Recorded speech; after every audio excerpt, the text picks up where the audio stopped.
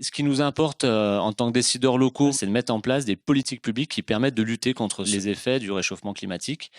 Et donc, grâce aux glaciers, on obtient ce genre de courbe. Alors ça, c'est les 500 derniers millions d'années des températures moyennes sur Terre.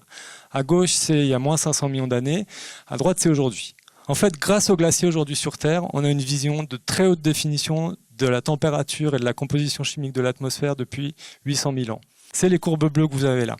Et puis, pour aller plus loin, il faut aller chercher d'autres indicateurs. Il n'y a plus de glace qui existe plus vieille que ça. Donc les autres indicateurs, c'est les sédiments marins, c'est des traces dans la tectonique, c'est plein de choses qui font les autres couleurs sur les autres courbes. C'est à chaque fois d'autres indicateurs. Donc actuellement, sur les derniers recensements, on a 581 glaciers. Le point positif, c'est qu'on a de plus en plus de glaciers. Non, ce n'est pas une bonne nouvelle. C'est pas une bonne nouvelle parce que les glaciers, en se retirant, il y a des éperons rocheux, des arêtes qui ressortent et qui divisent les glaciers. Donc effectivement, on a de plus en plus de glaciers. Par contre, en termes de surface, ça baisse. Et aujourd'hui, on est en dessous de 250 km², ce qui correspond à une perte de plus de 30% depuis la fin des années 80. Donc vous l'imaginez, il va y avoir encore quelques impacts, bien sûr, pour l'agriculture. Et donc je vous propose d'en voir quelques exemples.